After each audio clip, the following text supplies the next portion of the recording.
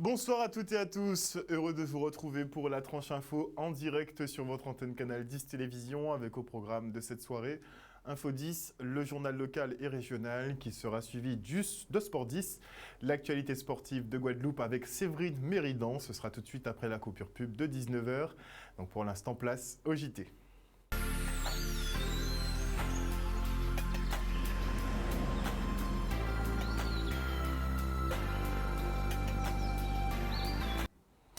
Nous sommes le vendredi 1er avril 2022 et notez dès cette ouverture de journal que le grand frère Samuel Kraï n'est pas dans le coma et ni placé en réanimation. L'homme est effectivement au CHU de Pointe-à-Pitre, mais placé sous surveillance puisqu'il en est tout de même à son 24e jour de grève de la faim.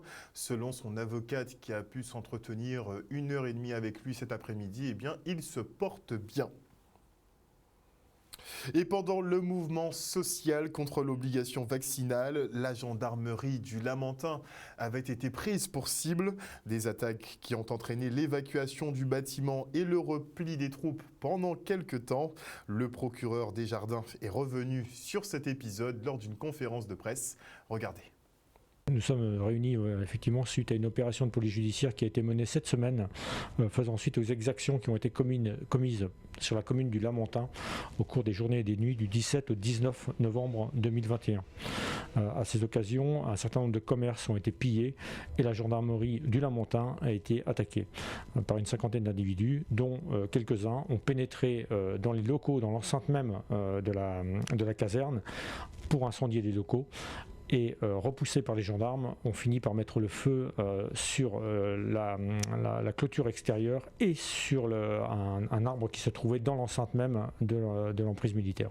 Ils encourent des peines lourdes puisqu'on parle de violences aggravées par 3 circonstances, des vols commis en bande organisée, des dégradations en bande organisée, donc des peines d'emprisonnement lourdes, des peines d'amende bien évidemment. Et puis ils encourent actuellement, c'est le sort de 4 d'entre eux, ils encourent la détention provisoire. C'est ce qui a été demandé pour 4 des 5 individus présentés. Le 5e est un jeune homme de 14 ans qui ne peut pas encourir la détention provisoire, mais en revanche, les 4 qui sont actuellement présentés au juge d'instruction risquent la détention provisoire, c'est-à-dire une décision qui permettrait de les placer en détention jusque pendant le temps de l'information judiciaire.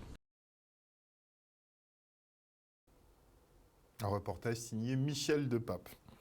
Et à compter d'aujourd'hui, l'état d'urgence sanitaire prend fin sur notre territoire. Donc plus de couvre-feu, de jauge ou de port de masque. Alors, êtes-vous satisfait de cette libération et qu'en pensez-vous? Nous sommes partis à votre rencontre. Regardez. Je trouve que ça n'a pas changé grand-chose pour moi, honnêtement. Je regardais, je discutais justement, on voit que dans le magasin, ils mettent encore les masques, alors que théoriquement on n'est plus obligé de les mettre. C'est trop tard. Pas mal de privations pour pas grand-chose réellement, mais bon.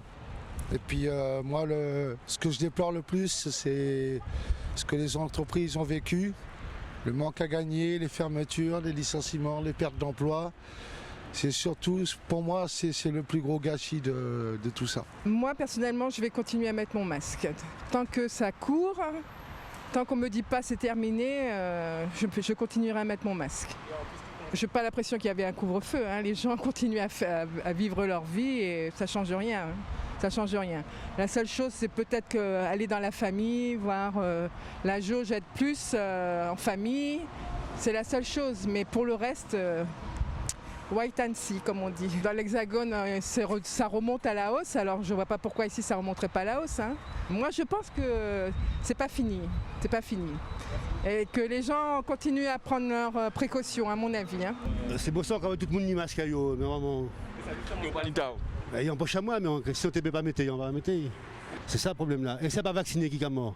Moi, pas vacciné, on pas mort. Pour moi, les gens ne s'occupaient pas de ça avant.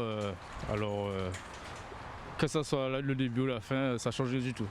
Blague à masse ou pas blague à masse, moi, un rapport à la santé, moi je prends précaution quand même. J'ai eu le Covid et je ne m'en porte pas plus mal, quoi, voilà. Mais je continuerai à porter le masque où il y a beaucoup de monde. De toute façon, on se rencontrait quand même en journée, donc que ce soit le soir ou le matin, et le couvre-feu, ça n'a plus beaucoup de lieu d'être maintenant. Effectivement, le retour à la normale semble plus compliqué pour certains que pour d'autres.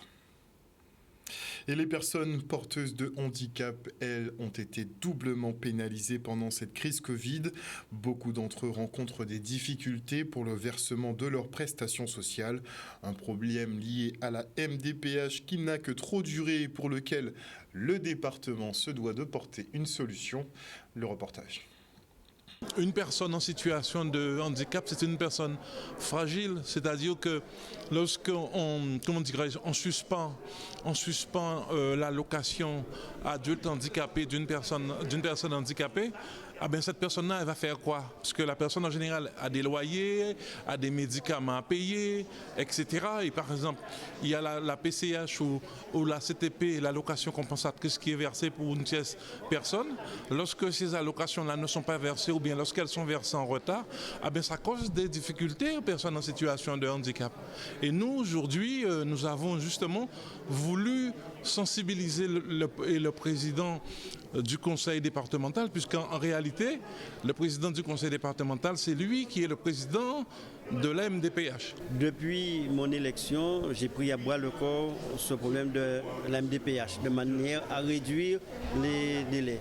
J'ai fait un certain nombre de réunions avec le personnel, avec la direction, et il était important aujourd'hui de rencontrer les différentes associations de personnes en situation de handicap pour que, ensemble, nous puissions faire le point sur l'état d'avancement des dossiers et les perspectives qu'on doit pouvoir mettre en place. Nous, au niveau de notre association qui se situe sur la ville de Gouyave, ben nous recevons régulièrement des personnes en situation de handicap et elles nous disent toutes la même chose, qu'ils n'arrivaient pas à joindre la MDPH par rapport à un problème de standard.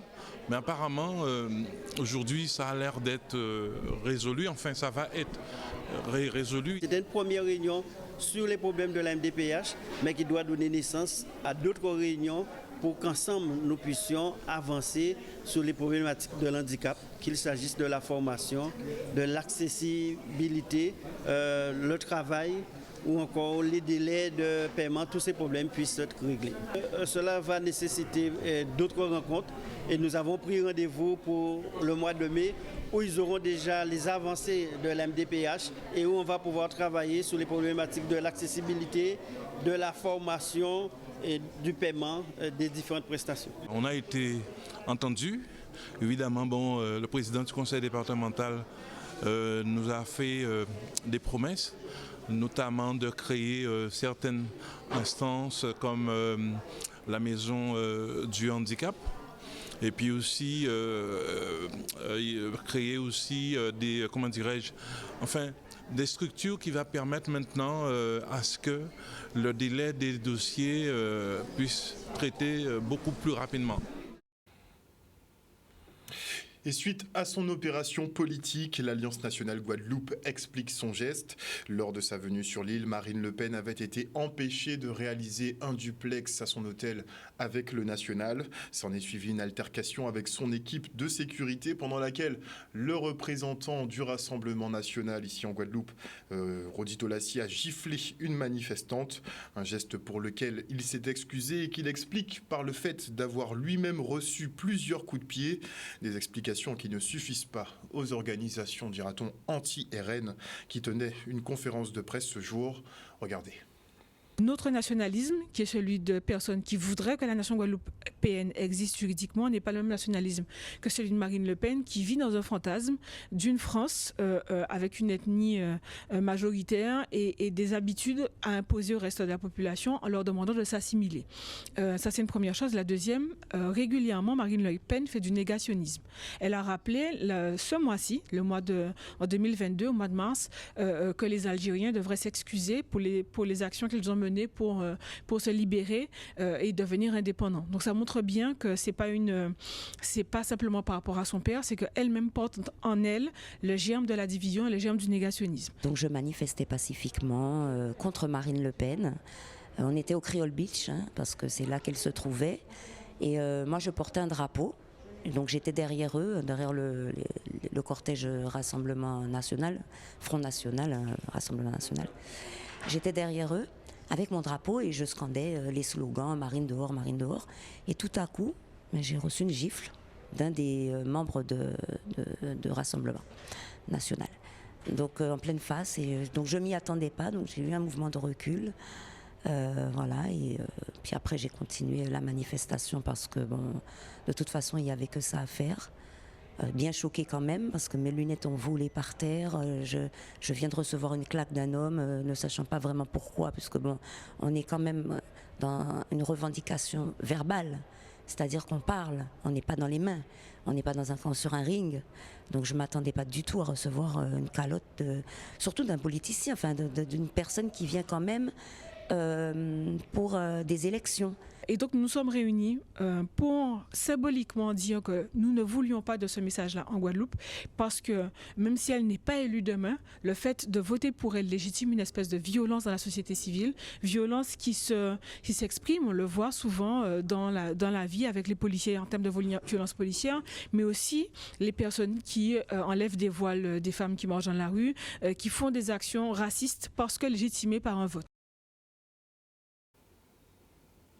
Et pour ceux qui posent la question, eh bien, il a formulé ses excuses sur La Pause sans filtre, dans une émission de La Pause sans filtre. Et on lance maintenant le top départ du challenge Saveurs Outre-mer. Les meilleurs ouvriers de France ont débuté leurs travaux avec les jeunes chefs de Guadeloupe. Et ça sent bon tout ça. Regardez. C'est parti, on est très fiers. Ouais, ça y est, on y est. Le CFA, le premier step du challenge. Donc on voit, ils sont tous à fond, concentrés, motivés. Ils nous attendaient de pied ferme, donc on est contents. Lisa Chalandier a fait qu'ils soient prêts pour ce concours. Maintenant, on verra bien le résultat parce que dans tout concours, il y a crispation et pression. C'est important de voir comment ils travaillent. Il y a toujours un peu de stress. Donc il faut arriver à les faire déstresser. Ça va. Au début, je me sentais stressée. Mais là, depuis que je suis rentrée dans le bain, donc ça va. C'est une expérience à vivre en fait. Il faut se dire, il faut se donner les moyens, se dire qu'on peut réussir. Donc il faut essayer. Ça passe ou ça casse, comme on dit. C'est une notion de plaisir, c'est une notion de partage, c'est une mission de transmission, c'est des valeurs qu'on va leur transmettre et pour qu'ils puissent voir plus clair pour le futur. Non seulement nous sommes là pour regarder techniquement ce qu'ils font, mais nous aussi à notre niveau, on contribue à ce que ces jeunes-là voient à travers nous une réussite. Parce qu'en fait, nous sommes des potentiels employeurs et du fait, en fait, ça leur permet de voir quel peut être l'aboutissement de leur carrière si toutefois ils continuent dans ce métier. Parce qu'en fait, les élèves ont besoin de représentation à un échelon supérieur à ce qu'ils font aujourd'hui. Ça se fait pas assez souvent. On devrait mettre ça pérenniser sur des fréquences sur une durée de peut-être tous les 2 ans afin que ça se renouvelle et remotiver, redonner du blason au métier.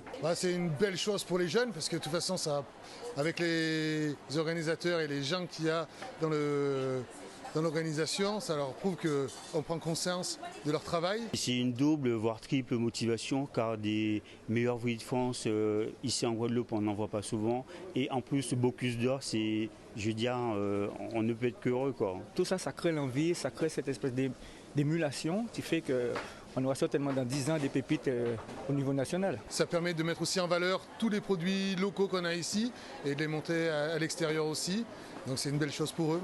Si on peut, puis leur donner 2-3 conseils, puis en même temps, moi, il y a des produits que je connais pas, voilà, que je découvre aussi. Donc voilà, ils m'apprennent des trucs en même temps, donc c'est sympa. Un reportage signé Maxime Morel. Et on part maintenant pour Saint-François, où un nouvel EHPAD est en cours d'aménagement. Il s'agit de l'Émeraude du Golfe. Le reste en images. C'est un lieu de vie pour nos aînés qui sera tout à fait agréable. Je veux dire, l'accessibilité, bien entendu, est assurée, mais surtout, c'est des espaces de vie tels que qu'on nous l'a montré et démontré sur les plans et sur les animations. Ce sera un espace tout à fait agréable où pratiquement on a envie d'y être. Je ne vais pas dire qu'on a hâte d'y être, mais qu'on a envie d'y être. C'est vraiment un village, effectivement, que nous souhaitons mettre en place. C'est un lieu de vie pour les seniors, avec une volonté de mixité à la fois en termes d'état de santé, donc des seniors autonomes, des seniors dépendants sur l'ensemble du site, et puis aussi avec des idées de mixité générationnelle, avec la possibilité, sur notamment le tiers-lieu que nous souhaitons créer, de pouvoir accueillir les enfants, les écoles, les jeunes, les étudiants, les entrepreneurs, mais vraiment créer un lieu de vie, un espace, un petit village dédié aux seniors à Saint-François. Nous avons toujours souhaité effectivement qu'ils se sentent chez eux. J'aime bien les décrire comme des colocataires dans une grande villa qui vivent ensemble dans une grande maison. Et c'est l'esprit qu'on a voulu retranscrire justement sur ce nouvel EHPAD. Je vois que il y a l'aspect intergénérationnel qui a été préservé, puisque les enfants pourront venir visiter leurs parents et résider sur les lieux. Alors ça, c'est vraiment un projet que nous appelons de nos voeux sur notre territoire, sur le territoire de Saint-François. Nous avons eu quand même le contexte sanitaire qui était assez difficile, où les travaux ont pris du retard. Et bien entendu, il y a eu la grève de fin d'année qui n'a pas joué dans notre avantage. Et aujourd'hui, on essaie de rattraper, mais au niveau confortement, donc il y a eu un confortement sismique, il y a quand même pas mal d'opérations qui ont été faites et la CEMAG a bien entendu fait ce qu'il fallait. La population vieillit avec le fait que plus ça allait en génération, moins on faisait d'enfants, mais bien entendu l'évolution de la médecine, l'amélioration des conditions de santé faisait que la population vivait plus longtemps en bonne santé. Donc puisque c'est cela, on a des espaces où des personnes pourront, selon leur âge, et tout en progressant un petit peu dans le grand âge, ils trouveront leur place jusqu'au bout dans cet espace. Et vous le savez, à partir d'aujourd'hui, vos porte-monnaies vont commencer à saigner avec la révision du prix des produits pétroliers. Ça s'envole carrément. Bon, ils nous ont fait quand même un petit tour de passe-passe, histoire de nous mettre le super samplon à 1,82 € et le gasoil exactement au même prix, donc à 1,82 €. C'est assez exceptionnel puisque normalement ce ne sont pas les mêmes tarifs pour ces ressources, et la bouteille de gaz, elle aussi effectivement augmente et passe donc à 27,65 € au lieu de 26,90 €, soit une augmentation quand même de 75 centimes. On a droit à une belle envolée du prix des produits pétroliers. L'offensive de l'OTAN, justement, bon, on va dire ça comme ça, sur l'offensive économique sur la Russie, ne risque pas de porter ses fruits, puisque Vladimir Poutine a réussi à trouver une excellente parade à l'effondrement de sa monnaie qui était orchestrée par les pays qui soutiennent effectivement l'Ukraine dans cette guerre. Et je pense qu'on va être tributaire de ça très prochainement, puisqu'il a réussi effectivement à relancer sa monnaie. Le rouble a presque atteint son niveau normal. Donc bon, on verra qu'est-ce qui se passe pour nous. En tout cas, les Français devront très probablement payer ce gaz russe en roubles. Ce ne sera pas très bon pour nous non plus. Ça ne va pas les déstabiliser plus que ça. Donc, je ne sais pas qu'est-ce qu'on va faire. En tout cas, passez une excellente soirée à l'écoute des programmes de Canal 10 Télévision. Merci à vous pour votre fidélité. N'oubliez pas que chez nous, vous faites l'information que nous diffusons. Le journal local revient demain. Passez une excellente soirée. Bisous, bisous tout le monde.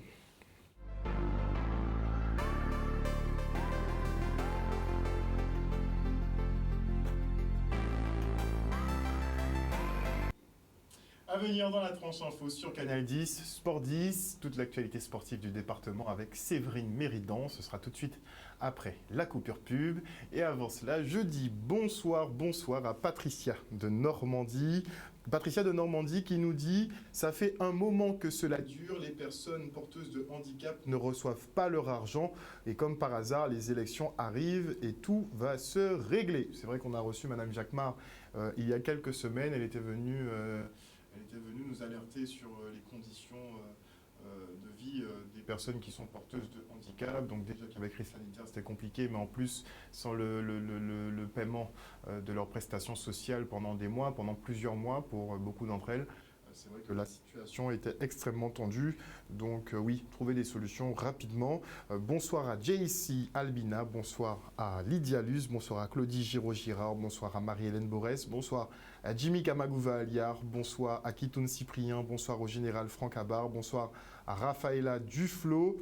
Oui, Raphaëla Duflo, mais justement, il s'est excusé. Il s'est excusé dans l'émission d'Éric Damaso sur La Pause sans filtre, où effectivement il a présenté ses excuses par rapport à ce geste, mais c'est vrai il n'a pas manqué effectivement de répéter qu'il avait effectivement pris plusieurs coups de pied avant cela, mais en tout cas ce n'est pas la femme qui prend la gifle qui est l'auteur des coups de pied. Par contre, ça on le voit sur la vidéo, donc dans tous les cas, elle n'avait rien à voir là-dedans, en tout cas pour sa part à elle, et les autres auteurs de coups de pied, ils ne se sont pas dénoncés, on ne sait pas qui c'est pour l'instant. Et bonsoir aussi à Camille Julan, bonsoir à Moïse Caramel, bonsoir à qui d'autre, à Cabrit. Ouais, Cabrit, voilà, qui nous dit zot parti Diable Pacifique, les vidéos qu'a montré, ça zot fait avant. Je vous dis, quand il y a des vidéos, faut pas chercher, faut dire ce qu'il y a. Bonsoir à Gridouchou, bonsoir à Liliane Campbell. Oh, ça fait longtemps que je n'avais pas vu Liliane Campbell. Bonsoir Liliane Campbell, bonsoir à qui d'autre, à Dominique Gavarin, bonsoir à Jean-Claude Pastor, et ce sera tout pour aujourd'hui, sinon je pense que je vais rentrer dans des grosses polémiques avec vous. Avant le week-end, c'est pas la bonne, on va se reposer un petit peu, n'oubliez pas de faire plein de bisous, plein de câlins. Le couvre-feu est terminé, l'état d'urgence sanitaire est terminé, le port du masque est terminé également, sauf évidemment dans les écoles, puisqu'on nous a parlé d'une recrudescence de cas dans les écoles qui justifierait effectivement le maintien du port du masque pour nos enfants. Ce sera a priori jusqu'au 12 avril prochain, mais en attendant effectivement, vous avez tout le loisir de respirer comme vous l'entendez, essayez de ne pas vous priver. Je sais qu'il y en a beaucoup qui ont peur de revivre, qui ont peur de leurs voisins même, qui ont peur d'un peu tout, parce que c'est vrai qu'on a été conditionnés. Mais un jour, le monde continue à tourner et il faut revenir dans la danse. Une bonne soirée à tout le monde. Bisous, bisous. Ciao.